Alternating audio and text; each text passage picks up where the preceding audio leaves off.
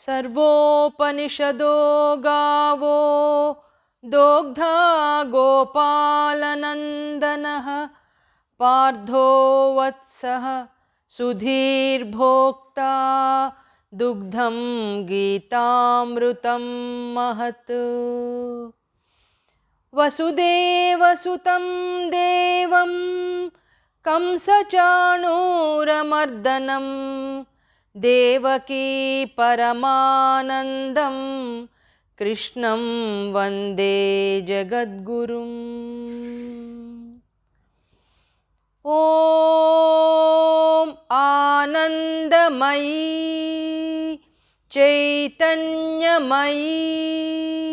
सत्यमयी परमे। ॐ आनन्दमयी चैतन्यमयी सत्यमयी परमे। ॐ आनन्दमयी चैतन्यमयी सत्यमयी परमे। ॐ नमो भगवते ॐ नमो भगवते ॐ नमो भगवते।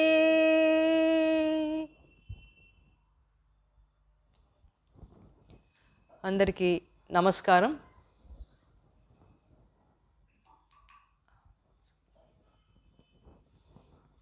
ఇవాళ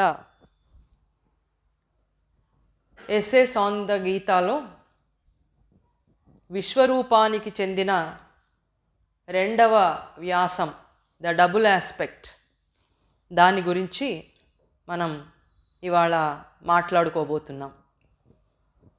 కిందటి వారం మనం విశ్వరూప సందర్శనాన్ని గురించి మాట్లాడుకున్నాం. ఆ విశ్వరూపం ఎలా ఉంది, ఎలా చూశాడు, అందులో ఏమేమి సత్యాలు ప్రతీకాత్మకంగా కనబడుతున్నాయి, అవన్నీ కూడా మనం చూసాం. ఇవాళ ఈ డబుల్ ఆస్పెక్ట్ ఏమిటి, శ్రీ అరవిందులు ప్రత్యేకంగా ఈ వ్యాసాన్ని ఆయన రాశారు. భగవంతుడికి సంబంధించిన రెండు పక్షాలు లేకపోతే రెండు ముఖాలు, ఆస్పెక్ట్స్ ఉన్నాయి. ఒకటి అనంతమైన శాశ్వతమైన సనాతన రూపం, సనాతనం పురుషం అని ఉపనిషత్తు వర్ణించినట్లుగా ఆద్యుడు, అనంతుడు, సనాతనుడు, శాశ్వతుడు అయినటువంటి పరమాత్మ రూపం ఒకటి. రెండవది భయంకరమైనటువంటి విశ్వ వినాశన రూపం, అది రెండవది. ఈ రెండు రూపాలు కూడా ఎందుకున్నాయి, భగవానుడి ఉద్దేశం ఏమిటి ఈ రెండింట్లో? ద ఆస్పెక్ట్ ఆఫ్ డిస్ట్రక్షన్, భయంకర వినాశక రూపం. భగవద్గీతలో దీన్నే కాలస్వరూపుణ్ణి అని చెప్పాడు. కాలోస్మి లోకక్షయకృత్ ప్రవృద్ధో అని చెప్పాడు. అటువంటి కాలస్వరూపం అది. ఈ రెండు, ద ఆస్పెక్ట్ ఆఫ్ డిస్ట్రక్షన్ ఒకటి, అనంతమైన శాశ్వత సనాతన రూపం ఒకటి. ఈ రెండు కూడా దైవానివే అని చూడాలి అని పరమాత్మ చెప్తున్నాడు. ఇందులో మొదటి ఆస్పెక్ట్ తీసుకుంటే, మొదటి పక్షం, మొదటి స్వరూపాన్ని మనం తీసుకుంటే, ఈ శాశ్వత సనాతన రూపంలో పరమాత్మ, ఆయనే బ్రహ్మ, సృష్టి చేసేవాడు, ఎప్పుడు సర్వదా సృష్టిస్తూ ఉంటాడు, సర్వ ప్రపంచ స్థితిని నిర్వహిస్తాడు, సర్వలోకాలు ఆయనే, ఆ సర్వలోకాలలో ఆయన నివసిస్తూ అన్ని లోకాలకి అవి జీవించడానికి ఆధారంగా ఉన్నాడు. ఇది మొదటి ఆస్పెక్ట్. ఇది మానవుడికి ప్రపంచానికి చాలా దగ్గరగా ఉన్నటువంటి పక్షం. దీన్ని మనం చూడగలుగుతాం, అనుభవించగలుగుతాం. ఆ సత్యాన్ని మనసు కూడా గ్రహించగలుగుతుంది. ఇక రెండవ ఆస్పెక్ట్ ఏమిటంటే ఆస్పెక్ట్ ఆఫ్ డిస్ట్రక్షన్, వినాశకరమైనటువంటి రూపం. దీంట్లో ఆయన ఏం చేస్తాడంటే, ఆయన ఏ లోకాలన్నిటినీ సృష్టించాడో ఆ లోకాలన్నింటినీ కూడా తన చేత్తో తనే పూర్తిగా నశింపచేసి ధ్వంసం చేసేటువంటి వినాశకరమైనటువంటి రూపం అది. మనం చేసిన దాన్ని మనమే మొత్తం తీసేస్తే ఎట్లా ఉంటుందో సాధారణ జీవితంలో మనం చేస్తూనే ఉంటాం. అబ్బే బాలేదు ఇది అని తీసి అవతల బారేసి మళ్ళీ కొత్తగా ట్రై చేస్తూ ఉంటాం. అట్లాగే పరమాత్మ కూడా ఆయన తను సృష్టించిన దాన్నంతటినీ కూడా ఆయనే నాశనం చేస్తూ ఉంటాడు. ఎందుకు చేస్తాడు ఇట్లా? దానికి కారణం ఏమిటి అంటే కొత్తగా సృష్టించటం కోసం, మృత్యుధర్మం ద్వారా అమృత ధర్మాన్ని ప్రపంచంలోకి తీసుకురావడం కోసం, ఒక పెద్ద ప్రయోజనాన్ని దృష్టిలో పెట్టుకుని ఆయన ఈ వినాశనాన్ని చేస్తున్నాడు. కొత్త సృష్టి రావాలి అంటే పాతదంతా కూడా ధ్వంసం కావాల్సిందే. ఈ కొత్త సృష్టిలో ఒక అమృత ధర్మాన్ని తీసుకురావాలి, ఒక శాశ్వతమైనటువంటి స్థితిని ప్రపంచంలోకి తీసుకురావడం కోసం ఈ మృత్యు రూపంలో ఆయన సర్వాన్ని ధ్వంసం చేస్తూ ఉన్నాడు. ఆయనే మృత్యువు, ఆయనే ఒక ప్రశాంతమైనటువంటి భీకరమైన నృత్యం చేస్తున్నటువంటి రుద్రుడు. శివుడు అంటే మనకి తెలుసు, మంగళకరుడు, మనకి చాలా సన్నిహితంగా ఉంటాడు, మనం ఆయనకి దగ్గరగా వెడతాం. కానీ రుద్ర రూపానికి దగ్గరగా వెళ్ళలేము, భయం వేస్తుంది. ఎందుకంటే చాలా భయంకరమైనటువంటి రూపంతో ఉండి అన్నిటినీ నాశనం చేస్తూ ఉండే స్వరూపం కాబట్టి అది కష్టం. అప్పుడు కూడా నాశనం చేసేటప్పుడు కూడా ఎలా ఉంటాడట అంటే ప్రశాంతంగా ఉంటాడట. ఇది చాలా కష్టం. మన కోపం వస్తే ప్రశాంతంగా ఎట్లా ఉంటాం? కోపం వస్తే కోపంగానే ఉంటాం, ప్రశాంతంగా ఉన్నప్పుడు ప్రశాంతంగా ఉంటాం.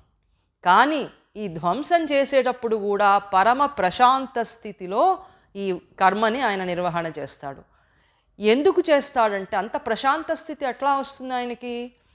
ఆయన దర్శనంలో ఈ నాశనం ఎందుకు చేస్తున్నాను అనేది ఒక స్పష్టమైనటువంటి దర్శనం ఆయనకు ఉన్నది. తెలుసు ఆయనకి ఎందుకు చేస్తున్నాడో తెలుసు.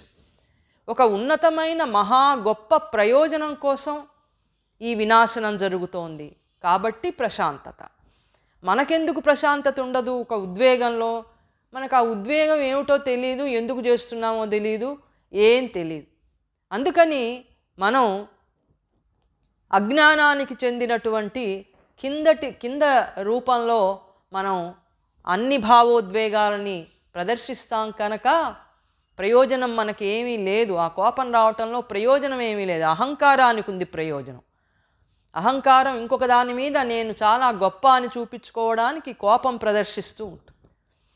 కానీ పరమాత్మ అట్లా కాదుట. రుద్రుడు కూడా ప్రశాంతంగా భీకరమైనటువంటి నృత్యంలో నిమగ్నమైనటువంటి రుద్రుడు కూడా భగవానుడే అన్నాడు. ఈ భయంకర వినాశక కాలరూపమే మహాకాళి. మహాకాళి కూడా ఈయనే. ఒక స్త్రీ రూపంగా ఉండొచ్చు, ఎందుకంటే మనకి శక్తి అని చూపించాలంటే ఒక ఇమాజినేషన్లో స్త్రీగా చిత్రించారంతే, అది శక్తి స్వరూపం. పరమాత్మ అంటే చైతన్యం, శక్తి. ఈయనే మహాకాళి. రాక్షసులందరినీ కూడా సంహరించి నెత్తురుతో తడిసినటువంటి ఆ యుద్ధ భూమిలో ఆయన కాళిగా నృత్యం చేస్తూ కపాలమాలికనంతటిని మెడలో వేసుకుని అటువంటి స్వరూపంగా, ధ్వంసం చేసే స్వరూపంగా ఆయన ఉంటాడు. శ్రీ అరవిందులు ఇంకొకటి కూడా మనకి చెప్పారు. అదేమిటంటే ప్రపంచంలో మనం చూసే బాధ, కరువు, దుఃఖం, విప్లవం, వినాశనం ఇవన్నీ కూడా భగవంతుని యొక్క ఈ భయంకరమైన కాలస్వరూపమే అన్నారు. దాంతోపాటు కబళించే పెద్ద సముద్రం, ప్రకృతిలో ఉండేటువంటి ఒక భీకరమైనటువంటివన్నీ కూడా ఆయన స్వరూపమే. కరువు, బాధ ఇవన్నీ కూడా ఆయనవే అన్నారు, కాలస్వరూపమే. ఇప్పుడు శ్రీకృష్ణుడు కురుక్షేత్ర యుద్ధంలో ఈ కాలస్వరూపాన్ని ఆయన ముందుకు తీసుకొచ్చాడు. ముందుకు తీసుకొచ్చి ఆయన నిలబడి ఈ మొత్తం విధ్వంసమంతా యుద్ధం ద్వారా చెయ్యాలని నిర్ణయం చేసుకున్నాడు. మరి మనుషులు ఎందుకని మనం ఈ కాల విధ్వంసకర రూపాన్ని చూడటానికి మనం ఇష్టపడం? భయం. ఎందుకని, ఎందుకు ఇట్లా చేస్తాం మనం అంటే, శ్రీ అరవిందులు అన్నారు, మనుషులు కావాలని ఈ భయంకర రూపం నుంచి పెడముఖం పెడతారు. ముఖం తిప్పేసుకుంటాం, మనం చూడలేం. మహాకాళి అంటే దండం పెట్టుకోమంటే పెట్టుకుంటాం, కానీ రోజు మనం ఇంట్లో పటం పెట్టి దాన్ని చూడమంటే కూడా భయమే మనకి. ఎందుకంటే మనుషులు కావాలని ఈ స్వరూపం నుంచి దూరంగా వెళ్ళిపోతారు అన్నారు. దానికి ఒక ఉదాహరణ చెప్పారు శ్రీ అరవిందులు. నిప్పుకోడి ఉదాహరణ చెప్పారు. ఆస్ట్రిచ్ అదేం చేస్తూ ఉంటుంది, అది కూర్చుని పడుకున్నప్పుడు తలంతా తీసుకెళ్ళి తన శరీరంలో గుచ్చేస్తుంది. అది ఎట్లా కనపడుతుంది, ఒక తెల్లటి మంచు ముద్దలాగా కనపడుతుంది. అది ఒక జీవిగా గుర్తుపట్టడానికి ఉండదు, మొత్తం తెల్లగా ఒక మంచు ముద్దల్లే అయిపోతుంది. మనుషులు కూడా ఏం చేస్తారటంటే, ఈ భయంకర వినాశకరమైనటువంటి రూపాన్ని చూడటానికి ఇష్టపడక తమ తలని పక్కకి తిప్పేసుకుంటారట. తిప్పేసుకుని అనుకుంటారట, నేను తల తిప్పుకుంటే ఆయన దగ్గర నుంచి, ఆయన వైపు నుంచి ఆయన నన్ను చూడడు అనుకుంటారట మనుషులు. ఎందుకని మనం అంటూ ఉంటాం కదా, పిల్లి కళ్ళు మూసుకుని పాలు తాగుతూ ఉంది, ఎవరు చూడరు అనుకుంటుంది. అట్లాగే మనుషులం మనం కూడా అదే పని చేస్తా అంటాం. ఈ భయంకర కాలస్వరూపాన్ని నుంచి ముఖం పక్కకి తిప్పుకుని నిప్పుకోడిలాగా మనం మన ముఖాన్ని పక్కకి పెట్టేసుకుని, అమ్మయ్యా నేను ఆయన చూడటం లేదుగా కాబట్టి ఆయన నన్ను చూడడు, ఇంకా నాకేం భయం లేదు అనుకుంటాను. శ్రీ అరవిందులు అద్భుతంగా రాశారు దీన్ని. It is an aspect from which the mind in men willingly turns away and ostrich like hides its head so that perchance not seeing it may not be seen by the terrible అంటే భయంకరుడు. నేను చూడకపోతే ఆయన నన్ను చూడడని అనుకుంటా అంట. ఆయన అందరినీ చూస్తూనే ఉంటాడు, ఆయన పనే చూడటం, అందుకని ఆయన అందరినీ చూస్తూనే ఉంటాడు. అలాగా మనిషి చూడడు. ఎందుకు చూడడు? ఇంకా కొంచెం లోతుగా ఆలోచిస్తే మానవుడి హృదయం చాలా దుర్బలమైనటువంటిది, చాలా వీక్. మనమేం స్ట్రాంగ్ కాదు, మనమేదో చాలా గట్టివాళ్ళం అనుకుంటాం, కానీ పెద్ద గట్టివాళ్ళం ఏం కాదుట. చాలా వీక్ హార్ట్ మనది, బాగా దుర్బలమైనటువంటి ఇది. ఈ హృదయం, ఈ దుర్బలమైన హృదయం ఏం కోరుకుంటుందిట అంటే సుఖప్రదమైన సత్యాలని కోరుకుంటుందిట. సత్యాలు కూడా ఎట్లా అనుకుంటుంది అంటే కంఫర్టింగ్ ట్రూత్స్ అన్నారు శ్రీ అరవింద్. చాలా హాయిగా ఉండే సత్యం కావాలి, అంతేగాని భయంకరంగా భయపెట్టే సత్యం నాకొద్దు. కంఫర్టింగ్ ట్రూత్స్ కోరుకుంటుంది. ఒకవేళ అవి దొరకకపోతే కల్పనలు చేసుకుంటుందిట మనసులో. ప్లెజెంట్ ఫేబుల్స్ అన్నారు, మనోరంజకమైనటువంటి కల్పనలు చేసుకుంటుంది. ఆహా, దైవం అంటే ఇలా ఉంటాడు, ఒక కమలం పట్టుకుంటాడు, ఒక దాంట్లో కూర్చుంటాడు, చిరునవ్వుతో ఉంటాడు, నన్నే చూస్తాడు, నేనేమడిగితే అది ఇస్తాడు, ఏదో ఇలాంటి రకరకాలైనటువంటి దైవ స్వరూపాల కల్పనలన్నీ కూడా చేసుకుని వాటిని చూసి ఆనందిస్తూ ఉంటుంది. కానీ ఒక సమగ్రమైనటువంటి ఇంటెగ్రల్ ట్రూత్ ఒకటి ఉంది. ఆ ట్రూత్ ఏంటంటే, దైవం అంటే సృష్టించేవాడు, రక్షించేవాడు, ఆ పక్కనే ఇంకొక ముఖం కూడా కవల పిల్లల్లాగా అతుక్కునే ఉంటుంది. అది వినాశకరమైనటువంటి విధ్వంస రూపం. ఈ సమగ్రమైనటువంటి సత్యం ఇది. దీన్ని చూడాలంటే మన మనసుకి అలా చూసినప్పుడు స్పష్టంగా ఏదీ తెలియదు. ఇదేమిటినా, ఇంత భయంకరంగా ఉండడం ఏమిటి, ఇంత ప్రేమగా ఒక పక్కన ఉండడం ఏమిటి, మనకి దగ్గరగా వస్తాడు, సృష్టిస్తాడు, అన్నిటినీ ధ్వంసం చేయటం ఏమిటి, ఇదంతా కూడా మనకి క్లియర్గా ఏది తెలియదు, స్పష్టంగా ఉండదు. అందుకని ఈ మొత్తం సమగ్ర రూపాన్ని చూడటానికి మనం ఇష్టపడం. ఇందులో మనకి నచ్చనిది చాలా ఉంటుంది, మనకేమీ నచ్చనిది, ప్లెజెంట్గా లేనిది చాలా ఉంటుంది. నాలిక బయటికి జాపి అన్నీ మింగుతూ, కిందటిసారి మనం చెప్పుకున్నాం, మండే నోళ్లతో వీరులందరినీ చప్పరిస్తూ మింగుతున్నట్టు ఆయన. ఇటువంటి రూపాన్ని చూడాలంటే ఇది మనకి నచ్చదు. నచ్చక భయంకరమైనటువంటి రూపాన్ని దైవంగా మనం చూడలేము అన్నారు. సుఖం కలిగించదు, అది చూస్తే మనకి మానవ హృదయానికి సుఖం కలగదు, ఆ ప్రతిక్షణం భయమే కలుగుతుంది. ఈ సమగ్రమైన సత్యాన్ని తెలుసుకోవడం కష్టం, భరించడం కూడా కష్టమే అన్నారు.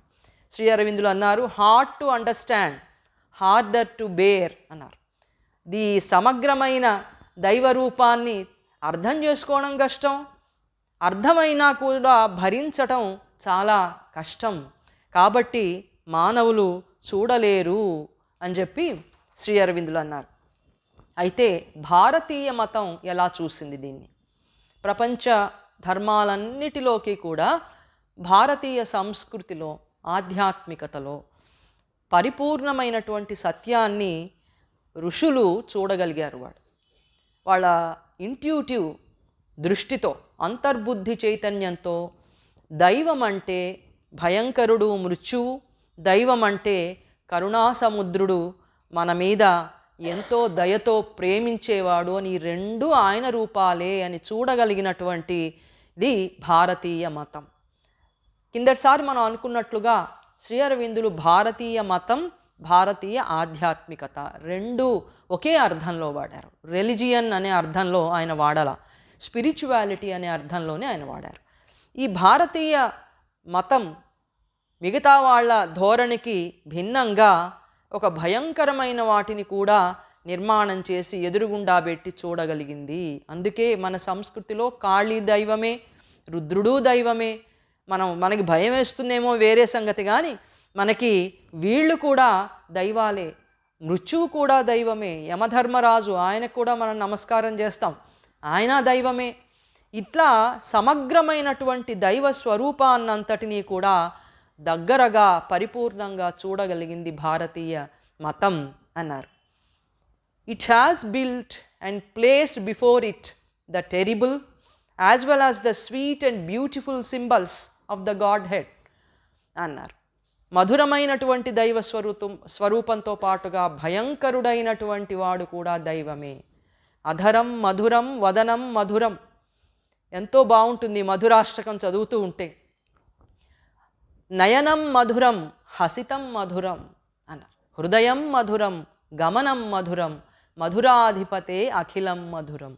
ఇది చదవాలన్నా, ఈ రూపాన్ని చూడాలన్నా మన హృదయం తాపత్రయపడిపోయి ఇది కావాలి, ఇది కావాలి, ఇది కావాలని తపన పడుతుంది.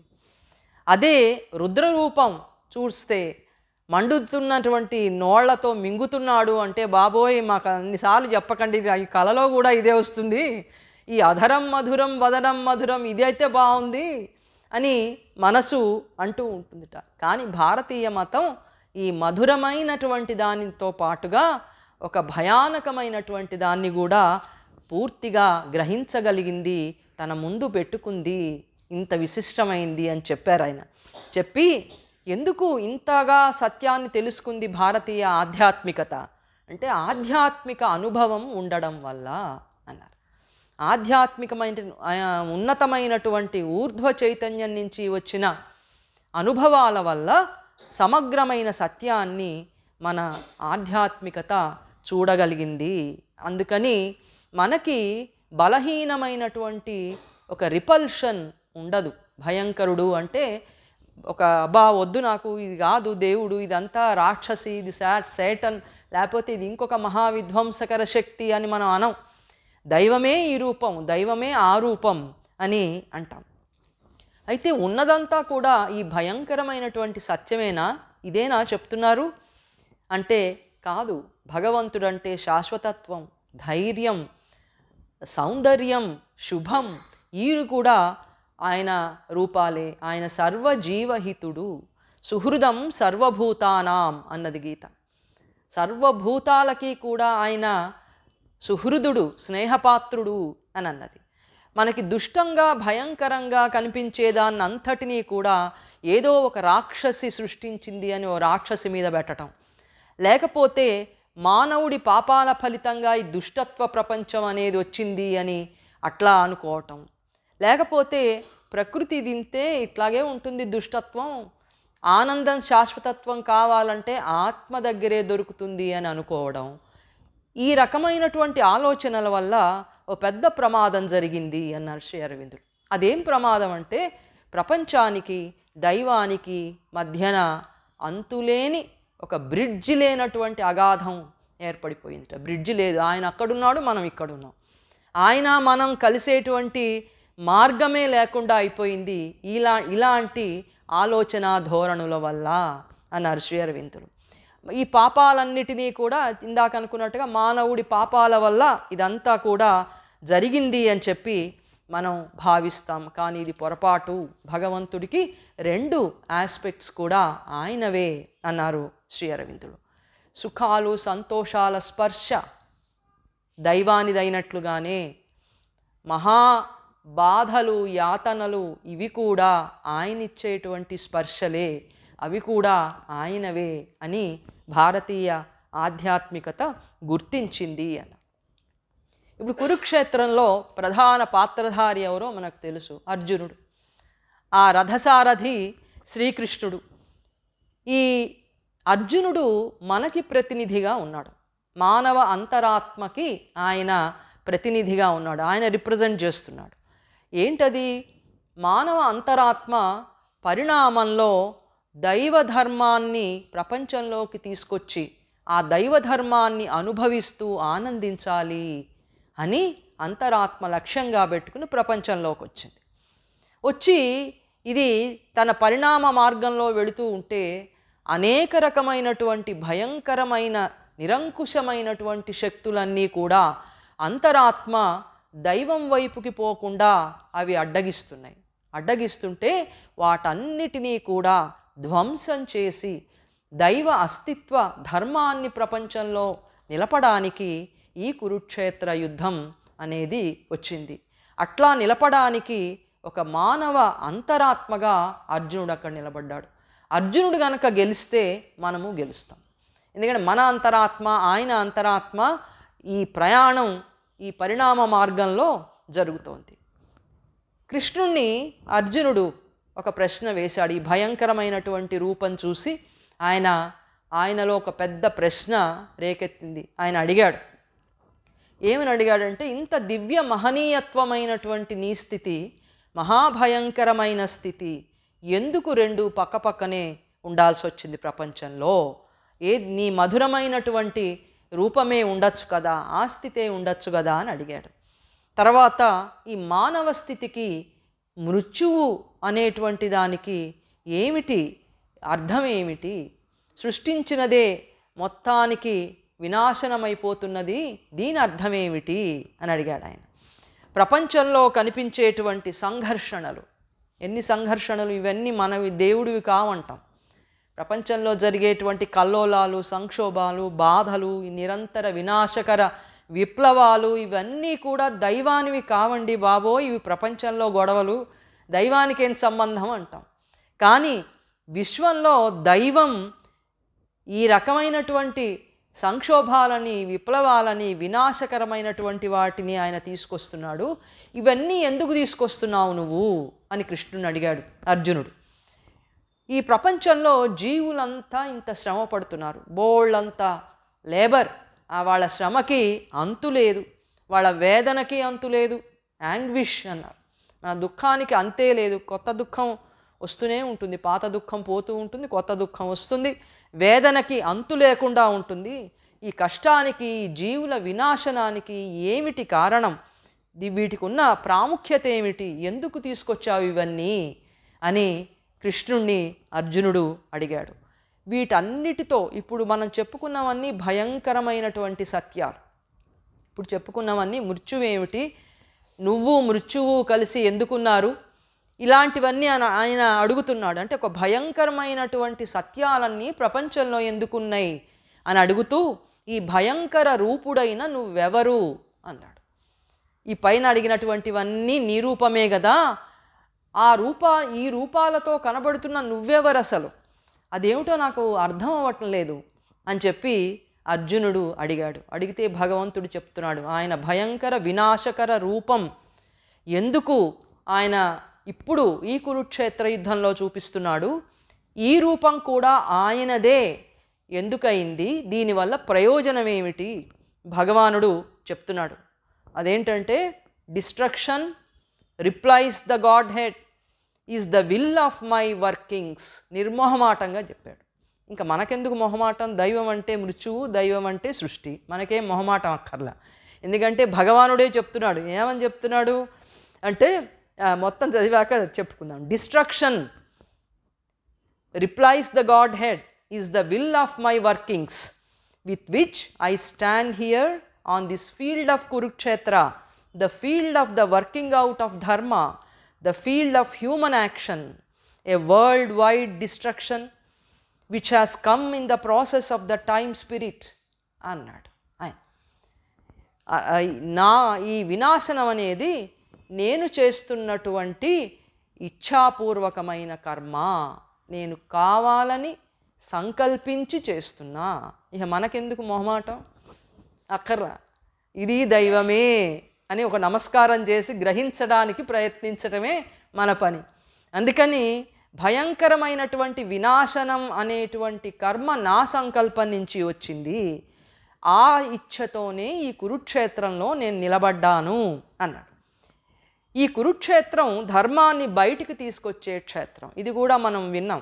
మొట్టమొదటి శ్లోకంలోనే ధర్మక్షేత్రే కురుక్షేత్రే అని వస్తూ ఉంటుంది. ఆ ధర్మం ఏమిటి? ఏ ధర్మం? ధర్మం అనేది పరిపూర్ణమైనటువంటి ధర్మం ఎక్కడో ఇంకా దూరంలో ఉంది.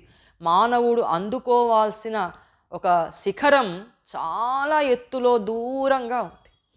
దాన్ని చేరుకోవడానికి ప్రతిసారి కూడా ఒక్కొక్క పాక్షిక ధర్మం అనేటువంటి మెట్లు ఏర్పాటు చేశాడు భగవానుడు. ఒక్కసారి ఎట్టా పోతాం పైకి?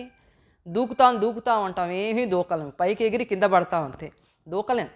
అందుకని ఆయన ఏం చేశాడంటే ఆ పరిపూర్ణమైనటువంటి దైవధర్మం దగ్గరికి మనని తీసుకుపోవటానికి పాక్షిక ధర్మాలనేటువంటి మెట్లు, సోపాన క్రమం ఆయన తయారు చేశాడు. అందుకని ఒక పాక్షిక ధర్మం ప్రపంచంలోకి వచ్చి ఆ ధర్మం మానవులందరికీ కూడా గ్రహించి వాళ్ళ జీవితాల్లో ఆ ధర్మమంతా పాటించి ఆ ధర్మానికి సంబంధించిందంతా వాళ్ళు తెలుసుకున్న తర్వాత ఇక ఆ ధర్మంతో మనకి పని ఉండదు, అయిపోయింది, నేర్చుకున్నాం, పాత పాఠం నేర్చుకున్నాం. ఎన్నాళ్ళు నేర్చుకుంటాం పాత పాఠమే? 4వ క్లాస్లో ఫస్ట్ ర్యాంక్ వచ్చామని అక్కడే కూర్చుంటామా? 4వ ర్యాంక్ వచ్చినా 10వ ర్యాంక్ వచ్చినా నెక్స్ట్ క్లాస్కి వెడతాం, నెమ్మదిగా అక్కడ నేర్చుకుంటాం. అట్లాగే ఈ ధర్మాలు కూడా మనకి అవసరం తీరిపోయిన తర్వాత ఈ ధర్మాన్ని మనం విడిచిపెట్టేయాలి. కానీ మానవుని మనస్సు ప్రతి దానికి కూడా అటాచ్ అయి ఉంటుంది. అటాచ్మెంట్ అనేది ఇప్పుడు మనకున్నటువంటి మనసు లక్షణం. మనం దాన్ని వదులుకోలేము. ఆ పాత ధర్మమే చాలా గొప్పదంటాం. ఇంకా ముందు అనేక ధర్మాలు ఉన్నాయి, అవి ఎక్కి పైకి ఎడుదు కానీ అంటే మనసుకి అర్థం అవ్వదు. అందుకని వదిలిపెట్టలేదు. వదిలిపెట్టలేకుండా ఉంటే బలవంతంగా వదిలించాలి, లేకపోతే మనకి ఉన్నతమైనటువంటి చైతన్యం రాదు. అందుకని భగవానుడు ఈ పాత ధర్మాలన్నింటినీ కూడా ఆయన ధ్వంసం చేసి కొత్త ధర్మాన్ని ప్రపంచంలోకి తీసుకొస్తాడు. ఆ కొత్త ధర్మాన్ని మానవ జాతి మళ్ళీ అనుసరిస్తూ ఉంటుంది. ఆ కొత్త ధర్మం చెప్పేటువంటి సత్యమంతా మనం గ్రహిస్తాం. ఆ తర్వాత దాని అవసరం కూడా తీరిపోతుంది. కొత్త ధర్మం మళ్ళీ కొత్త పాఠం, కొత్త ధర్మంలోకి వెళ్ళిపోతాం. ఇది జరుగుతూ ఉంటుంది. ఇటువంటి మరొక కొత్త ధర్మాన్ని కురుక్షేత్రం ఇవ్వాల్సి ఉంది. ఈ యుద్ధంలో పాత ధర్మాలు, పాత కట్టడాలు, పాతవన్నీ నశింపజేసి ఒక కొత్త ధర్మాన్ని తీసుకురావడానికి కురుక్షేత్ర యుద్ధం వచ్చింది. కానీ పాండవులకి రాజ్యం ఇప్పించడానికి, కౌరవులందరినీ చంపడానికి రాల. అది బాహ్యంలో మనకి కనపడుతున్నటువంటి ఒక పరిస్థితి అంతే. అందుకని ఈ ధర్మక్షేత్రం ఇది మానవ కర్మక్షేత్రం అన్నారు. మానవుడు కర్మ చేయవలసినటువంటి ఫీల్డ్ ఇది. కర్మ మీద కృష్ణుడు ఎప్పుడు నొక్కి చెప్తూ ఉంటాడు, కర్మ చేయవలసిందే. దైవ చైతన్యంతో సమాగమమై ఆ చైతన్యం నుంచి మానవుడు కర్మ చెయ్యాలి అనేది శ్రీకృష్ణుని యొక్క ఉపదేశం. అందుకని మానవుడు కర్మ చేయవలసినటువంటి ధర్మక్షేత్రమే ఈ యుద్ధం. అంటే ఇది ఏదో రాకూడనిది, మానవుడిని బాధ పెట్టేది కాదు అని చెప్పి ఆయన అన్నాడు. ఇది ఈ యుద్ధంలో ముందే నేను చూసిన ప్రయోజనం ఒకటి ఉంది. మనందరికంటే ముందు ఒక పర్పస్ ఆయన చూశాడు. I have a foreseeing purpose which fulfils itself infallibly and no participation or absentation of any human being can prevent, alter or modify it. ఏ మనిషి ఈ యుద్ధంలో పాల్గొనకపోయినా కూడా యుద్ధం అనేది జరిగి తీరుతుంది. ఈ యుద్ధం అనే కర్మని ఎవ్వరూ prevent, they cannot prevent, they cannot alter, they cannot modify. ఎవ్వరూ దీన్ని మార్చలేరు, ఎవ్వరూ కూడా దీన్ని ఏది చేయలేరు. ఎవ్వరు ఇందులో పాల్గొనకపోయినా ఇది ఆగదు. ఎందుకంటే ఇది నా సంకల్పంతో వచ్చినటువంటి యుద్ధం, కానీ నేను ఏదో వేరే రకంగా వచ్చినటువంటిది కాదు అని ఆయన అన్నాడు. All is done by me already. ఇంతకుముందు నేనే ఇదంతా కూడా చేశాను, తర్వాత ఇదంతా కూడా నాలోనే జరిగింది అని చెప్పి ఆయన అన్నాడు. ఇందులో మార్పులు కూడా ఎవరూ తీసుకురాలేరు. కాబట్టి ఈ యుద్ధం అనేది నా ఇచ్ఛ నుంచి వచ్చి నా ప్రయోజనం కోసం వచ్చింది అని స్పష్టంగా ఆయన చెప్తున్నాడు. మానవుడు ఈ భూమి మీద ఈ యుద్ధం అనేది చేయడానికి ముందే నా శాశ్వత దృష్టిలో, సూక్ష్మ భూమికలో ఈ యుద్ధం యొక్క ప్రయోజనం నిర్ణయమైపోయింది అని చెప్పి అన్నాడు. I as time to destroy the old structures and to build up a new mighty and splendid kingdom. ఎందుకు తెచ్చాట ఈ యుద్ధాన్ని? కాలస్వరూపుడిగా నేను ఒక సరికొత్తమైనటువంటి మహాబలిష్టమైన వైభవోజ్వలమైనటువంటి ధర్మాన్ని, ప్రపంచాన్ని తీసుకురావడానికి పాత కట్టడాలన్నీ కూల్చేయడం కోసం ఈ యుద్ధాన్ని తెచ్చా. ఏమిటా పాత కట్టడాలు, పాత ధర్మాలు? పాత అంటే చెడ్డవని కాదు, ఎప్పుడు కూడా ఇందాక మనం చెప్పుకున్నట్టుగా అవసరం అయిపోయింది వాటితో. మనకి ఇవ్వవలసినటువంటి ప్రయోజనాన్నంతటినీ ఆ ధర్మాలు ఇచ్చేసాయి. ఇప్పుడు ఇంకా కొత్త ప్రయోజనం, ఉన్నత ప్రయోజనం మనకి రావాలంటే ఉన్నత ధర్మానికి వెళ్ళాలి. అట్లా వెళ్ళడానికి వెనకటివన్నీ కూడా కూల్చేయకపోతే, పాత కట్టడాలు కూలకపోతే కొత్తవి రావు. అందుకని అర్జున, మానవ అంతరాత్మగా ఉన్నటువంటి నువ్వు కూడా నేనిచ్చేటువంటి ధర్మబద్ధమైన న్యాయమైన రాజ్యాన్ని, ఈ ఫలాన్ని నువ్వు అనుభవించాలి అని చెప్పాడు. ఇక్కడ అర్జునుడికి ఆయన రాబోయే యుద్ధ ఫలితాన్ని గురించి చెప్తున్నాడు. విజయం నీకే వస్తుంది. ఆ విజయం వచ్చినప్పుడు నువ్వు నేనిచ్చినటువంటి ఈ విజయాన్ని నువ్వు అనుభవించాలి అన్నాడు. ఎందుకు ఈ మాట అన్నాడు? మొట్టమొదటి అధ్యాయాల్లో అర్జునుడు నాకు నకాంక్షే విజయం కృష్ణ నచరాజ్యం సుఖానిచ అని చెప్తున్నాడుగా. నాకు రాజ్యం మీద ఆసక్తి లేదు, నాకేది వద్దు అని చెప్పాడుగా. దానికి శ్రీకృష్ణుడు చెప్తున్నాడు, ఎందుకంటే నువ్వు నీ కోసం నేను తీసుకురాలా, నా ఇచ్ఛ కోసం. నువ్వు మానవ అంతరాత్మగా ఉన్నావు. మనం నిష్కామ కర్మని గనక చేస్తుంటే ఏ ఫలితం వస్తే ఆ ఫలితాన్ని మనం ఆనందంగా దాన్ని స్వీకరించటం, దానికి అంటిపెట్టుకోకుండా ఉండటం అనేది నిష్కామ కర్మ. ఇలా మనం కర్మ చేస్తూ ఉన్నప్పుడు మానవ అంతరాత్మ భగవంతుడు విజయం ఇచ్చినప్పుడు, నాకు ఈ విజయం వద్దు, నేను సన్యాసం తీసుకుంటాను స్వామి, నాకు ఈ విజయం వద్దు, పక్క వాళ్ళకి ఇచ్చేయండి అనకూడదుట. దైవం విజయం ఇస్తే విజయం తీసుకోవాలి. అది ఆయన తీసేస్తే అంతే సంతోషంగా, ప్రభు నీకోసం నాకు ఇచ్చావు, నీకోసం తీసేశావు, నేను ఒక ఉపకరణాన్ని మాత్రమే, నా అహంని ఇందులో నేను తీసుకురాను అని మనం అనాలి తప్ప, విజయం ఇస్తే వద్దనడం అదేదో మోడెస్టీ, అహానికి అదొకటి ఉంటుంది. నాకు వద్దండి అంటూ ఉంటుంది. అన్నీ నాకేం వద్దు అంటుంది. లోపల దానికి అన్నీ కావాలన్నాను. వాళ్ళంతటా వాళ్ళు ఇస్తే నాకు బాగుంటుంది, నేను అడిగితే ఏం బాగుంటుంది, అందుకని నాకొద్దు అంటే దాని అర్థం ఏంటంటే నాకు కావాలని అర్థం. అహం భాష ఎప్పుడు వ్యతిరేకంగానే ఉంటుంది. కానీ దైవంతో మనం ఏకమై నిష్కామ కర్మ చేసినప్పుడు ఆయన ఏ ఫలితం ఇచ్చినా తీసుకోవాలి. కృష్ణుడు అంటున్నాడు, నీకు విజయం ఇస్తాను, ఆ విజయాన్ని నువ్వు మానవ అంతరాత్మగా తీసుకోవాలి అని చెప్పి ఆయన అన్నాడు. కాలోస్మి లోకక్షయకృత్ ప్రవృద్ధో లోకాన్ సమాహర్తుమిహ ప్రవృద్ధ ఋతేపిత్వా న భవిష్యంతి ఏవస్థిత ప్రత్యనీకేషు యోధాః అన్నాడు. నేను కాలాన్ని లేచి నిలబడ్డాను, సర్వం ధ్వంసం చేయడానికి లేచి నిలబడ్డాను.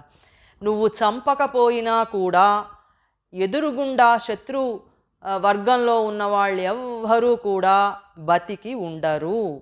కాబట్టి నువ్వు చేసినా చేయకపోయినా వాళ్ళు చనిపోవటం అనేది అది సత్యం, తథ్యం అని చెప్పి అన్నాడు. ఎందుకంటే ఈ యుద్ధం నువ్వు తీసుకొచ్చింది కాదు, నేను తీసుకొచ్చాను కాలస్వరూపంగా, పరిణామంలో విశ్వదైవంగా నేను తీసుకొచ్చినటువంటిది. కాబట్టి ఈ ఫలితం కూడా నాకే ఎలా వస్తుందో కూడా తెలుసు అని చెప్పి ఆయన అన్నాడు అర్జునుడితో. తస్మాత్వముత్తిష్ట యశో లభస్వ జిత్వా శత్రూన్ భుంక్ష్వ రాజ్యం సమృద్ధం మయైవైతే నిహతాః పూర్వమేవ నిమిత్తమాత్రం భవ సవ్యసాచిన్ అని అన్నాడు. మయైవైతే నిహతాః పూర్వమేవ, ఇంతకు ముందే ఇక్కడ ఎవరెవరు చనిపోవాలో ఆ వీరులందరినీ కూడా సూక్ష్మ భూమికలో నేను చంపేశాను, వాళ్ళు బతికి లేరు. భౌతిక భూమికలో జరగవలసింది మాత్రమే మిగిలి ఉంది. ఇప్పుడు నువ్వు నిమిత్తం కావాలి అన్నాడు. శ్రీ అరవిందులు నిమిత్తం అనేటువంటి దానికి అకేషన్ అని ఆయన ట్రాన్స్లేట్ చేశారు. సందర్భం, తరుణం, కారణం అనే అర్థాల్లో ఆయన ఉపయోగించాడు. భగవానుడు ఏం చేయదలుచుకున్నాడో దానికి అర్జునుడు ఒక సందర్భంగా ఉండాలి, ఒక సమయంగా, కారణంగా ఉండాలి. ఆయన కనపడుతున్నాడు, కారణంగా కనపడుతున్నాడు, అట్లా ఉండాలి అని నువ్వు నిమిత్త మాత్రంగా ఉండాలి అని చెప్పి ఆయన అన్నాడు. నిమిత్త మాత్రం అంటే అంటి ముట్టనట్టుగా అనే అర్థం ఒకటి మనకి ప్రాచుర్యంలో ఉంది. అంటి ముట్టనట్టుగా ఉండాలి, మనకేం కాదు అన్నట్టుగా ఉండాలి, అది కాదుట. ఎందుకని అంటి ముట్టనట్టుగా ఉంటే భగవంతుడి పని ఎట్లా చేస్తాం? భగవంతుడి పని మనం చేయాలంటే నీకోసం నేను చేస్తున్నాను అని అటువంటి ఉత్సాహంతో ఉంటే చేస్తాం, కానీ లేకపోతే ఎట్లా చేస్తాం? ఉపేక్షిస్తే ఏం చేస్తాం? ఉదాసీనంగా చేయలేం.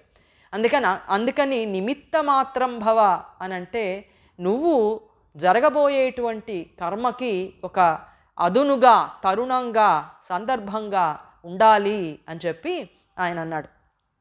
ఈ యుద్ధ ఫలితమంతా కూడా ఏమొస్తుందో ఆయన చెప్పాడు. ఈ యుద్ధం ఏమి తీసుకొస్తుంది శ్రీకృష్ణుడు చెప్తున్నాడు. ఇదంతా ఆయన భయానకరమైనటువంటి రూపమే, విధ్వంస రూపమే. ఇందాక ఇన్ని ప్రశ్నలు అడిగాడుగా ఆయన, దానికి కాలస్వరూపుడిగా ఆయన సమాధానాన్ని చెప్తున్నాడు. ఈ యుద్ధం ఒక కొత్త అభ్యుదయాన్ని తీసుకొస్తుంది అని చెప్పాడు.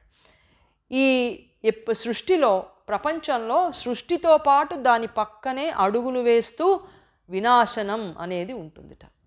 అందుకే మనందరం కూడా అనుకుంటుంటాం జీవితం బుద్భుతప్రాయం, ఈ క్షణం ఉన్నాం, తర్వాత క్షణం ఏమిటో మనకు తెలియదు అని. అది ఎందుకు అనుకుంటామంటే దీనికోసం. సృష్టి మృత్యువు రెండు పక్కనే సమాంతరంగా అడుగులు వేస్తూ ఉంటాయిట.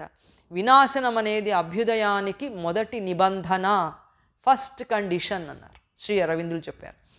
వినాశనం అనేది మొట్టమొదటి condition. Destruction is the first condition of progress. ఇక్కడ మానవుడు ఉన్నత చైతన్యానికి వెళ్ళాలంటే వెనకటిదంతా కూడా నశించిపోక తప్పదు, అప్పుడే అభ్యుదయం అనేది జరుగుతుంది. ఈ నశింప చేయటం అనేది మానవుడు వ్యక్తిగతంగా తన అంతరంగంలో ఉన్నటువంటి వాటిని కూడా పూర్తిగా తీసేయగలగాలి. లోవర్ ఫామ్స్ ఉన్నాయి మనకి, మన నిమ్న ప్రకృతికి సంబంధించిన అహం మొదలైనటువంటి వాటన్నిటినీ కూడా మనం తీసివేయాలి. ఇది మానవుడిగా మనం చేయాల్సిన పని. ఇక ప్రపంచంలో జరగవలసినటువంటిదంతా కూడా పాత వాటన్నిటినీ, అది వరకు ఉన్న వాటన్నిటినీ కూడా పూర్తిగా తీసేసేయాలి ప్రపంచంలో కూడా. అలా తీయకపోతే ఏం జరుగుతుంది? ఒక జాతి కానీ, దేశం కానీ, ఒక సమాజం కానీ అవి ఇక పనికిరావు అని అన్నప్పుడు అవన్నీ ధ్వంసమైపోవాలి. వాటిని ధ్వంసం చేయడానికి వెనకాడితే, అయ్యో ఇవన్నీ ఎంతో కాలంగా నాకు ఉపయోగించినవి, నాకెంతో సహాయపడ్డాయి, వీటన్నిటిని ఎట్లా తీసేయాలి ఇప్పుడు అని మనం ఒక రకమైన దుర్బలత్వంతో ప్రవర్తిస్తే వాటంతట అవే పూర్తిగా శిథిలమైపోయి నశించిపోతాయి. ఆ శిథిలాలలో నుంచి కొత్త సమాజాలు పుడతాయి, కొత్త జాతులు, కొత్త మనుషులు అందులో నుంచి పుట్టుకొస్తారు. అందుకని ప్రపంచంలో అభ్యుదయానికి వ్యతిరేకంగా ఉన్నటువంటివన్నీ కూడా తీసివేయవలసిందే అని శ్రీకృష్ణుడు చెప్తున్నాడు. అలా చేయకపోతే మనం కూడా మన ప్రపంచాన్ని గమనిస్తే కొన్ని కోట్ల సంవత్సరాల క్రితం బ్రహ్మాండమైనటువంటి డైనోసార్స్ భూమిని అంతా ఆక్రమించాయి. అవి ఒక్కటే ఉన్నాయి, ఏవీ లేవు. అవి గనక చచ్చిపోకపోతే, నశించకపోతే మనకి ప్రపంచం అసలు ఉండేదే కాదు. మనం ఉండేవాళ్ళమా? మొత్తం అవే ఉండేవి. మొత్తం ఆ పెద్ద పెద్ద జీవులు ఒక్కటే కాదు, అలాంటి పెద్ద పెద్ద జీవులన్నీ భూమిని ఆక్రమించి మొత్తం కొన్ని కోట్ల సంవత్సరాలు అవే ఉన్నాయి. మనం ఎక్కడ ఉన్నామో మనకు తెలియదు. ఇవన్నీ ధ్వంసం అయిపోయి మానవుడనేటువంటి ఒక రూపం ప్రపంచంలోకి వచ్చింది. ఇది ఉన్నతమైనటువంటి అభ్యుదయం. అందుకని ఇది ఇట్లాగే జరగాలి అన్నారు. యుద్ధం అవసరం ఉందా అని అడిగాడు అర్జునుడు. యుద్ధం అవసరం ఉందా ప్రపంచంలో? శ్రీకృష్ణుడు చెప్తున్నాడు, యుద్ధం అవసరం అజ్ఞాన ప్రపంచంలో ఉన్నది. ఎందుకుందంటే ఇందాక మనం అనుకున్నాం, మనకి అక్కరలేనివన్నీ కూడా వదిలిపెట్టలేము. వాటన్నిటినీ బలవంతంగా తీసేస్తే తప్ప ఈ అజ్ఞానానికి సంబంధించినవి ఏవి కూడా అవి తొలగిపోవు. కాబట్టి యుద్ధం అవసరం ఉన్నది ప్రపంచంలో. ఈ యుద్ధాన్ని ఎట్లాగొట్లా రాకుండా చెయ్యాలి అని చూసేవాడు ఎలాంటి వాడు అంటే దైవేచ్ఛకి వ్యతిరేకంగా చాలా శ్రమపడేటువంటి వాడు. కష్టపడుతుంటాడు, ఎట్లాగైనా యుద్ధం రావద్దని. అది వస్తూనే ఉంటుంది, అది రాకుండా మానదు. ఎందుకంటే ఈ అజ్ఞానంలో నిరంకుశమైనటువంటి శక్తులు మానవులని ఆవహించాయి. వాటన్నిటినీ కూడా తీసివేయకపోతే అభ్యుదయం అనేది కూడా అసలు రాదు. అందుకని లా ఆఫ్ బ్యాటిల్ అన్నారు శ్రీ అరవిందులు. Whoever prematurely attempts to get rid of this law of battle and destruction strives against the greater will of the world spirit. అనవసరమైనటువంటి శ్రమ పడుతున్నారు దైవేచ్ఛకి వ్యతిరేకంగా. కానీ దైవం యొక్క ఇచ్ఛ మాత్రమే ఎప్పుడూ కూడా నిలబడుతుంది. యుద్ధం అవసరం ఎప్పుడు తీరిపోతుంది? శ్రీకృష్ణుడు చెప్తున్నాడు, యుద్ధం అవసరం లేకుండా పోయేటువంటి కాలం కూడా వస్తుంది, అటువంటి చైతన్యం కూడా వస్తుంది. ఎప్పుడు వస్తుంది?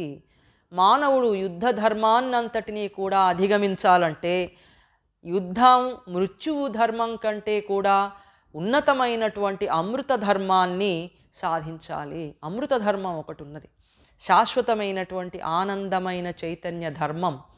అది వస్తే మృత్యు ధర్మం అక్కర్లా, మృత్యువుతో పని లేదు. మృత్యు ఉన్నదే ఈ అమృత ధర్మాన్ని ప్రపంచంలోకి తీసుకురావడానికి.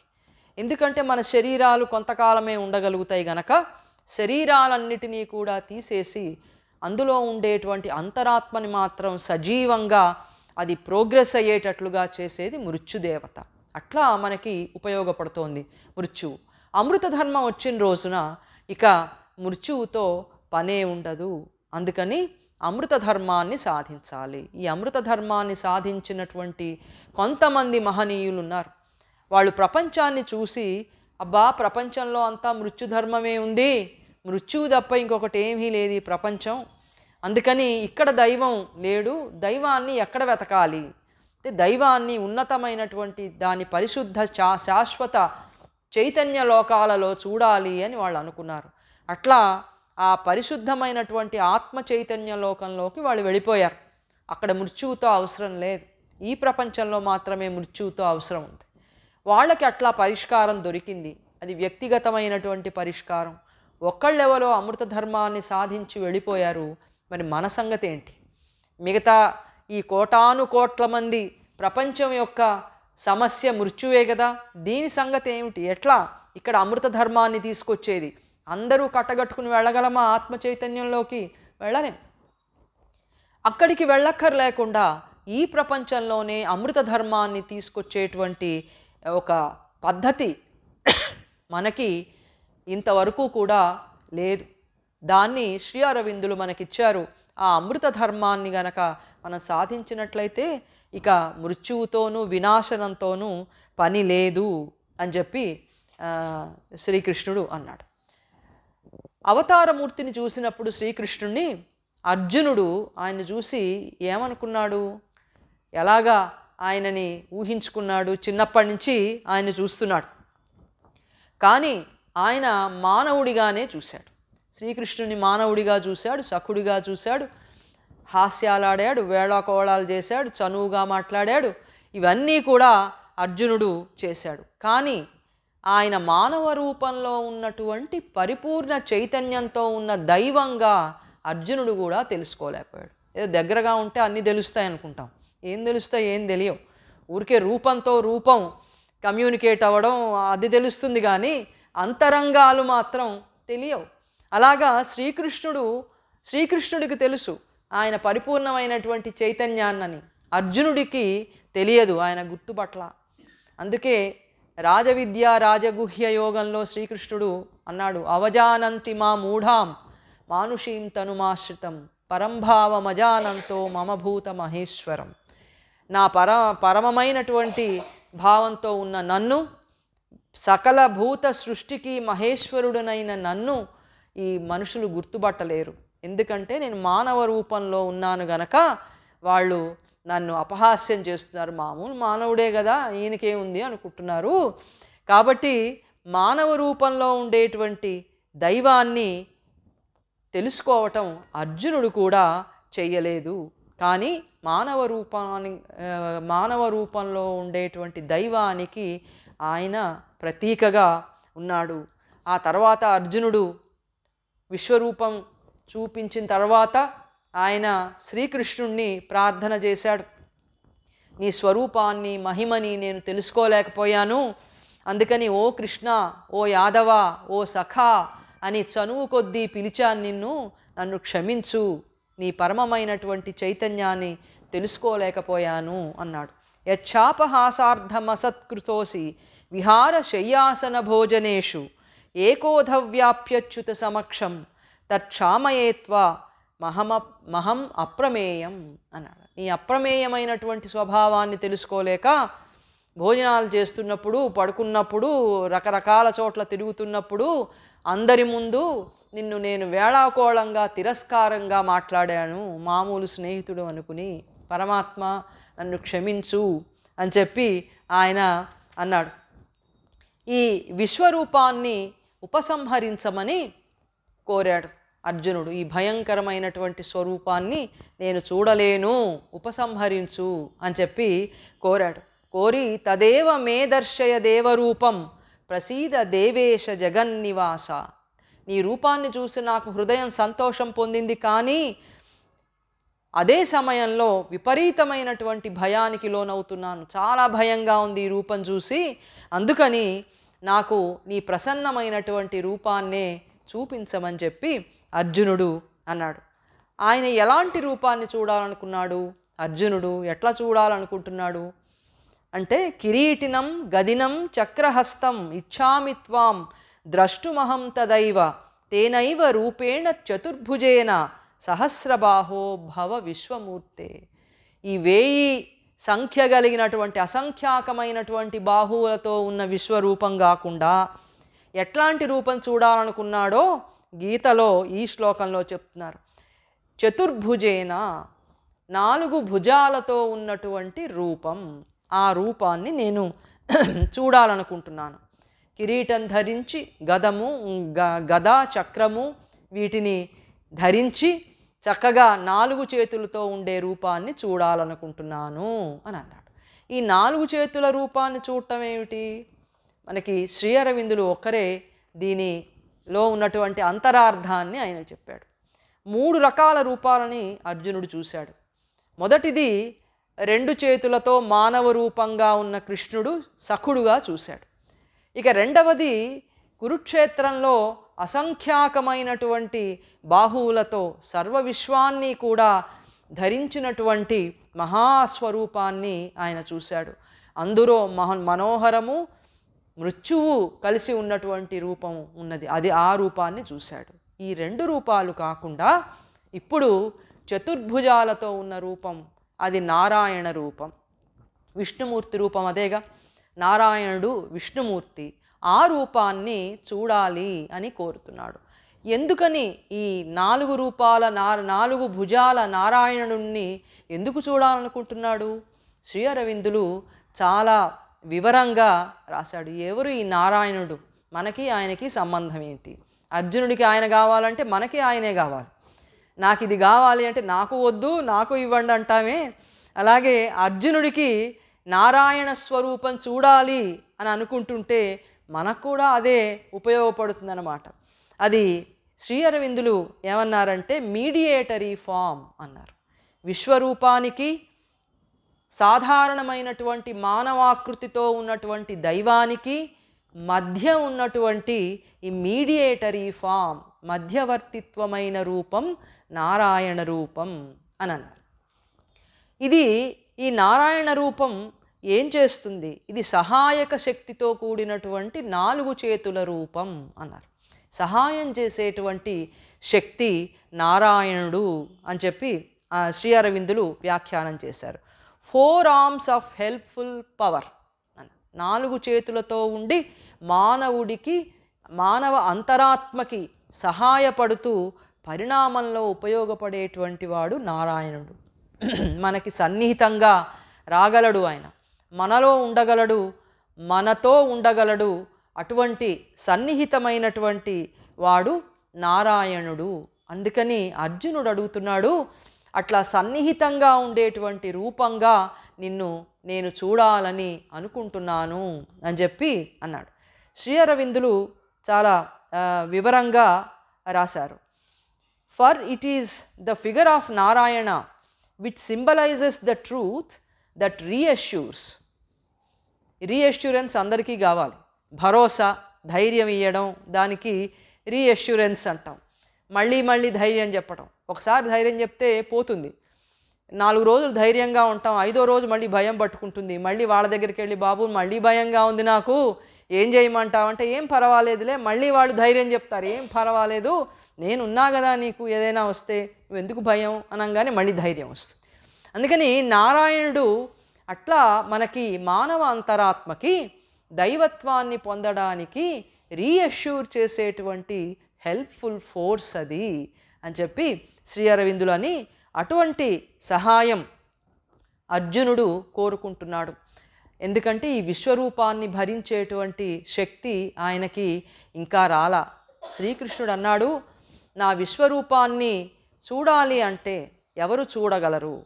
నాతో పూర్తిగా, నా చైతన్యంతో పూర్తిగా సంయోగం పొందిన వాళ్ళు, తర్వాత దుర్బలమైనటువంటి హృదయము, మనస్సు, బుద్ధి ఇవేమీ లేనివాళ్ళు నా విశ్వరూపాన్ని చూసి ఆనందిస్తారు.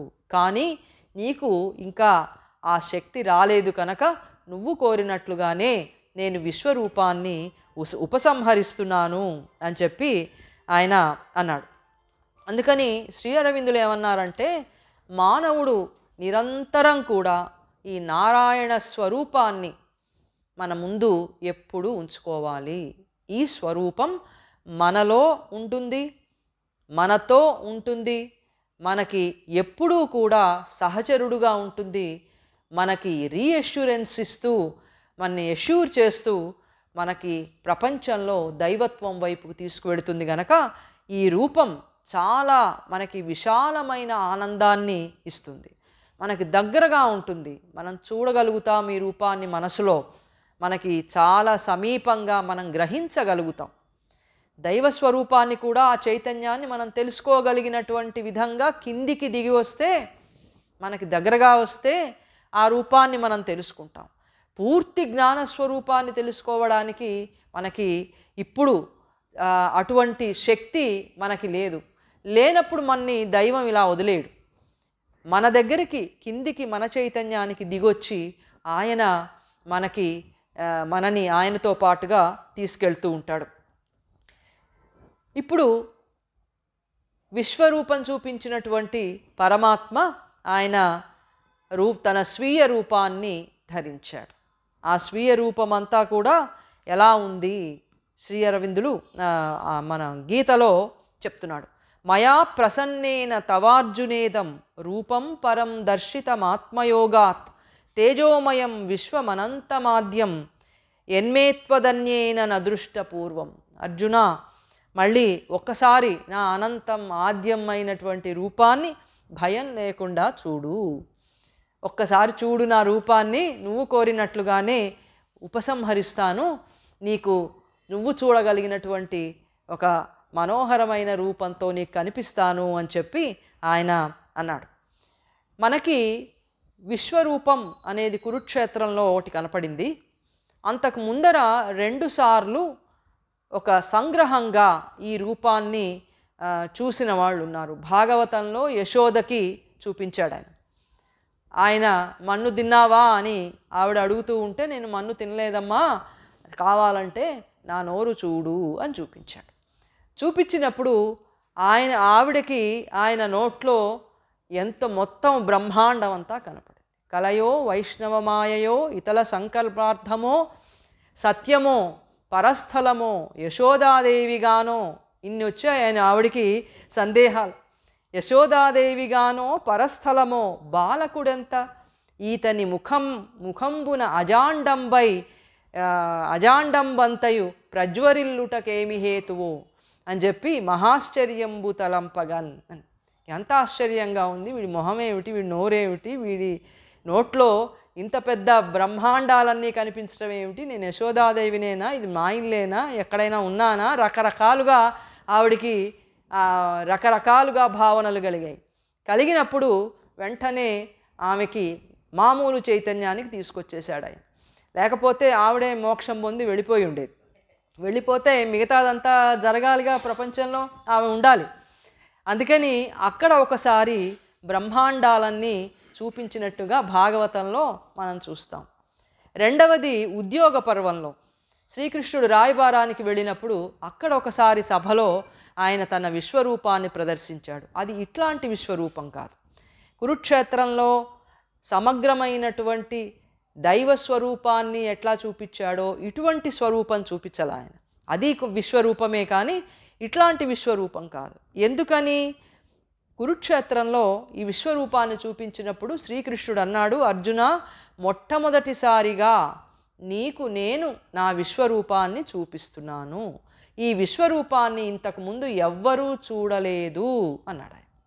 ఎవ్వరూ చూడలేదు అంటే భారతంలో ఉద్యోగ పర్వంలో చూపించింది ఇటువంటి విశ్వరూపం కాదు అని అర్థమవుతుంది. అక్కడ విశ్వరూపాన్నంతా కూడా చూపించినప్పుడు దుర్యోధనాదులంతా మూర్ఛపోయారు. ఒక ధృతరాష్ట్రుడు, భీష్ముడు ఇలాంటి వాళ్ళు మాత్రం చూడగలిగారు. ఈ దుర్యోధనాదులంతా కూడా వాళ్ళు మూర్ఛపోయారు.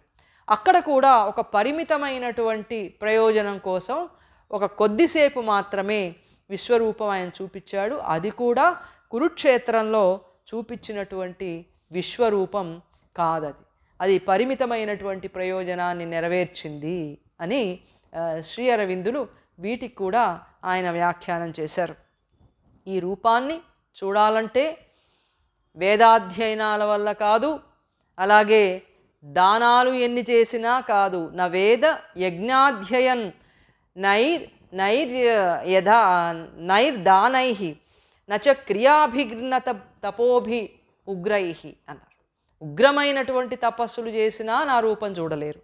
వేదాధ్యయనం వల్ల కానీ, అలాగే గొప్ప దానాలు చేయటం వల్ల కానీ, ఇతర క్రియావిధుల వల్ల కానీ నా విశ్వరూపాన్ని చూడటం అనేది జరగదు అని చెప్పి ఆయన అన్నాడు. అందుకని ఈ విశ్వరూపం చూపించటంలో, అర్జునునికి చూపించటంలో, ఈ సమగ్ర దైవత్వాన్ని చూపించటంలో పరమాత్మ నెరవేర్చినటువంటి ప్రయోజనం విశ్వమంతటిలో ఆయనే ఉన్నాడు. భయంకరమైనది, తర్వాత సౌందర్యవంతమైనది కూడా దైవమే, నేనే. కాబట్టి ఈ విధ్వంసాన్ని చేస్తున్నటువంటి వాడను కూడా నేనే అని తెలుసుకుని నాకు శరణు నన్ను నాకు సమర్పణ చేసుకుని నన్ను శరణు కోరి నా ఇచ్చని నీవు నెరవేర్చాలి ఉపకరణంగా నిమిత్తంగా అని చెప్పి చెప్పడం కోసం ఇక్కడ విశ్వరూపాన్ని శ్రీకృష్ణుడు చూపించి ఈ భయంకరమైనటువంటి వినాశకరమైనటువంటి రూపం రాబోయేటువంటి ప్రపంచంలో ఒక కొత్త ధర్మాన్ని తీసుకురావటానికి నేను ఈ విధ్వంసాన్ని చేస్తున్నాను అనేటువంటి దాన్ని ఆయన తెలియజేశాడు. నా విశ్వరూపాన్ని చూసి నువ్వు విమూఢుడివి కావద్దు అన్నాడు. భయపడిపోయాడు, అసలు ఏమిటో తెలియలేదు, విభ్రమానికి లోనైపోయాడు.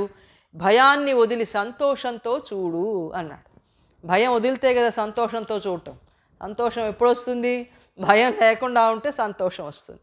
అందుకని ఆయన ధైర్యం చెప్పి చూడు నా స్వరూపాన్ని ఒకసారి చూడు అని చెప్పి ఆయన అన్నాడు.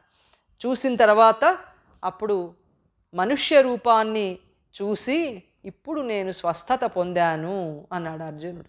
ఆయన మామూలు మనిషిగా ఇందాక రథసారథిగా ఎట్లాగైతే ఉన్నాడో ఆ రథసారథిగా ఆ రెండు చేతుల కృష్ణుడిగా ఆయన కనిపించినప్పుడు అప్పుడు అర్జునుడు అన్నాడు, ఈ రూపాన్ని చూసి నేను స్వస్థత పొందాను, తిరిగి మళ్ళీ నా సాధారణమైనటువంటి చైతన్యం నాకు లభించింది అని చెప్పి ఆయన అన్నాడు.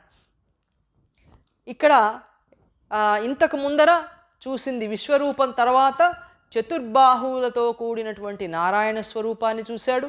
ఆ తర్వాత సాధారణమైనటువంటి ఎప్పుడూ చూసేటువంటి కృష్ణస్వరూపాన్ని కూడా అర్జునుడు చూశాడు. ఇందులో మనకి భగవానుని యొక్క తత్వదర్శనం ఒకటి తెలుసుకోవలసి ఉంది. దైవం యొక్క తత్వదర్శనం ఏంటి? తత్వతః నన్ను తెలుసుకోవడం. మనుష్యాణం సహస్రేషు కశ్చిత్ యతతి సిద్ధయే యతతామపి సిద్ధానాం కశ్చిన్ మాం వేత్తి తత్వతః అన్నాడు. తత్వతః తెలుసుకోవాలి అన్నాడు. ఆ తత్వతః తెలుసుకోవడం అంటే ఏమిటి? తత్వతః తెలుసుకోవడం అంటే భగవంతుణ్ణి ఆత్మ చైతన్యంగా తెలుసుకోవటం, ఆ తర్వాత ఆ ఆత్మ చైతన్యమే ప్రపంచంలో ఎన్ని రకాలుగా ప్రవర్తిస్తోందో అది కూడా దైవమే అని తెలుసుకుంటే ఈ రెండు రకాలైనటువంటి అనుభవాలు జ్ఞానం పరిపూర్ణమైనటువంటి తత్వతః తెలుసుకునేటువంటి జ్ఞానం అవుతుంది. అంతేగాని భగవంతుడు అంటే ఒక ఆత్మస్వరూపుడు మాత్రమే అని తెలుసుకుంటే అది జ్ఞానమే, కానీ అది సంపూర్ణ జ్ఞానంలో ఒక భాగం. మొత్తం తెలుసుకోవాల్సినటువంటి పూర్ణ జ్ఞానంలో ఒక భాగం అవుతుంది ఆత్మ చైతన్యం తెలుసుకుంటే. ఇంకొక భాగం అట్లాగే ఉండిపోయింది. ఆ భాగం ఏమిటి? ప్రపంచంలో దైవం ఎన్ని రకాలుగా ఎన్ని సూత్రాలలో ఆయన పనిచేస్తున్నాడు, నడుపుతున్నాడు అని తెలుసుకోవటం. ఇన్ని అనుభవాల ద్వారా, ఒకదానికి ఒకటి వ్యతిరేకమైనటువంటి అనుభవాల ద్వారా ఆయన ఎట్లా నడుపుతున్నాడో తెలుసుకోవటం అనేది మనకి పరిపూర్ణమైనటువంటి జ్ఞానం ఇస్తుంది. అందుకని దానికి కావాల్సింది ఏమిటి అంటే భక్తి అన్నారు. భక్తి గనక ఉన్నట్లయితే, దైవం మీద పరిపూర్ణమైనటువంటి భక్తి ఉంటే అప్పుడు అది మనకి మొత్తం పరిపూర్ణ జ్ఞానం తెలుస్తుంది. అందుకని అనన్యాశ్చింతయంతో మాం ఏ జనాః పర్యుపాసతే తేషాం నిత్యాభియుక్తానాం యోగక్షేమం వహామ్యహం. మనసు ఇక్కడ గట్టిగా పట్టుకుంటుంది. యోగము క్షేమము ఆ రెండు ఆయనే చూసుకుంటాడు. యోగం అంటే ఏమిటి, క్షేమం అంటే ఏమిటి? అనన్యమైనటువంటి భక్తితో నన్ను గనక భజిస్తే అంటే నన్ను తెలుసుకుంటే అప్పుడు నీ యోగాన్ని క్షేమాన్ని నేను చూస్తాను. యోగక్షేమం అంటే ప్రాపంచికమైనటువంటి రక్షణ అని మనం అనుకుంటాం. మనం ఏమి రక్షణ కావాలనుకుంటున్నామో భగవానుడు అది ఇస్తాడు అని, అది కూడా ఇస్తాడు. కానీ యోగము క్షేమము అనే వాటికి ఒక లోతైనటువంటి అర్థాలు ఉన్నాయి. యోగం అంటే మన అంతరంగంలో ఉండే అంతరాత్మకి సంబంధించిన పురోగతి యోగం. మన అంతరాత్మ అజ్ఞానంలోనే ఉండిపోకుండా అది పరిపూర్ణమైనటువంటి జ్ఞానం పొందే వైపుగా తీసుకుపోవటం అనేది యోగం అన్నారు శ్రీ అరవింద్. ఆ యోగాన్ని ఆ అంతరాత్మ అలా దైవ చైతన్యం వైపుకు వెళుతూ ఉంటే దాన్ని రక్షించేటువంటిది క్షేమం. దైవమే రక్షిస్తూ పోతూ ఉంటాడు. అంతరాత్మ అజ్ఞానంలో పడకుండా ఈ మృత్యువులోంచి అది అమృతత్వ స్థితి వైపుకి పోతూ ఉంటే అది యోగం. ఆ యోగాన్ని ఇప్పుడు రక్షించాలి. అంతరాత్మ మళ్ళీ వెనక్కి తిరిగి అజ్ఞానంలో పడిపోతే ఇందులోనే ఉండిపోతాం. అందుకని ఇచ్చినటువంటి ఆ యోగాన్ని, ఆ ఉన్నతిని, దాన్ని రక్షించడం కూడా పరమాత్మే చేస్తాట. అది క్షేమం. బాహ్యంలో కూడా మనకి రక్షణ ఇస్తాడు ఆయన. అడిగితే అది కూడా ఇస్తాడు. మనం అడుగుతూనే ఉంటాం, ఆయన ఇస్తూనే ఉంటాడు, మనం అడుగుతూనే ఉంటాం. ఎందుకంటే వీటికి అంతం లేదు. అడగడానికి అంతం లేదు, ఇవ్వడానికి అంతం లేదు. అందుకని ఇవి బాహ్యంలోనూ వస్తాయి, కానీ ప్రధానంగా అంతరాత్మ వృద్ధి ఆయన ఇచ్చి అది వెనక మళ్ళీ అజ్ఞానంలో పడిపోకుండా కాపాడటం అనేది కూడా చేస్తే అది క్షేమం. అందుకని అంతరాత్మ యోగాన్ని, అంతరాత్మ క్షేమాన్ని నేను చూస్తాను, నీకు ఇస్తాను అని చెప్పి భగవానుడు ఇందులో అంటున్నాడు. అందుకని భక్తి యోగం అనేది చాలా గొప్పది. గీతలో భక్తి చాలా ఉత్కృష్టమైంది. మనం వచ్చే వారం పురుషోత్తమ యోగం గురించి మాట్లాడుకుంటాం. అది కూడా చాలా ముఖ్యమైనది.